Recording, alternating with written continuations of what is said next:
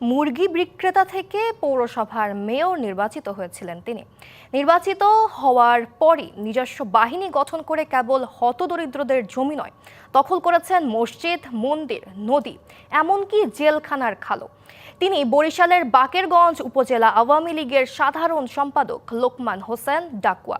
4টি হত্যা মামলার আসামি এই সাবেক পৌর মেয়র জামিনে মুক্ত হয়ে এখন বসবাস করেন রাজপ্রাসাদের মতো বাড়িতে। চারিদিকে লেকসহ প্রায় 1 একর জমির উপর নির্মিত প্রাসাদোপম এই বাড়ির মালিক বরিশাল বাকেরগঞ্জের সাবেক পৌর মেয়র লোকমান হোসেন ডাকুয়ার। সরকারি হিসেবে যার মাসিক বেতন 38,000 টাকা। শাইনি চুলে এখন হবে সব হেয়ারস্টাইল। সিল্কোর দ্বিগুণ শাইনি চুল প্রতিদিন।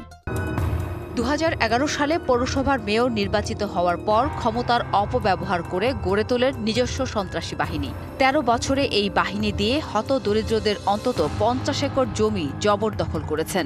এমনকি দখল করেছেন মসজিদ, মাদ্রাসার জমিও।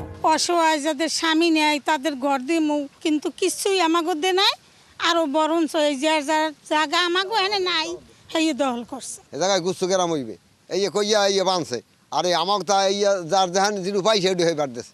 শ্রীমন্ত নদী দখল করে দুপারে ব্যবসা প্রতিষ্ঠান করেছেন। জেলখানার খাল দখল করতে খালের উপর নির্মাণ করেছেন ধর্মীয় প্রতিষ্ঠান।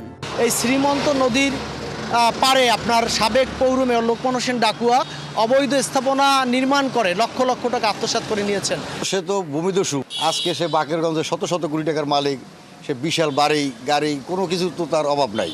বরিশালের কোনো উন্নয়ন কর্মকাণ্ডই তাকে সন্তুষ্টি করা ছাড়া সম্ভব ছিল না। আর এভাবেই তিনি হাতিয়ে নেন শত কোটি টাকা। সেই সাক্ষী সাবেক কাউন্সিলরও। পৌরসভা যে উন্নয়নমূলক কর্মকাণ্ডে যে ঠিকাদারি কাজগুলো, এগুলোর নির্দিষ্ট কিছু লাইসেন্স ছিল, ওই লাইসেন্সের ভিতরে ভাগ বটারা হয়েছে। সুনির্দিষ্ট বা নির্দিষ্ট করে কোনো কাজের তদারকি হয় নাই। ক্ষমতার অপব্যবহার করে এই অপার দুর্নীতির শাস্তির দাবি টিআইবির। তিনি যখন ক্ষমতায় ছিলেন তখন খাল, নদী, পুকুর এগুলো দখল করে এক ধরনের রামরাজত্ব কায়েম করেছেন। আমরা আশা করছি তার অবৈধ দখলদারির থেকে যেন জনগণ মুক্তি পায়। দখলের বিরুদ্ধে বিধি মোতাবেক ব্যবস্থা গ্রহণের আশ্বাস দিলেন উপজেলা নির্বাহী কর্মকর্তা। আমাদের যে নদী রক্ষা কমিশন আছে সেই কমিশন থেকে প্লাস মহামান্য হাইকোর্ট থেকে নির্দেশনা রয়েছে, সব মিলিয়ে আমরা আমাদের বিধি অনুযায়ী আমরা ব্যবস্থা গ্রহণ করব। এই বিষয়ে সাবেক মেয়র লোকমান হোসেন ডাকুয়া কোনো কথা বলতে রাজি হননি।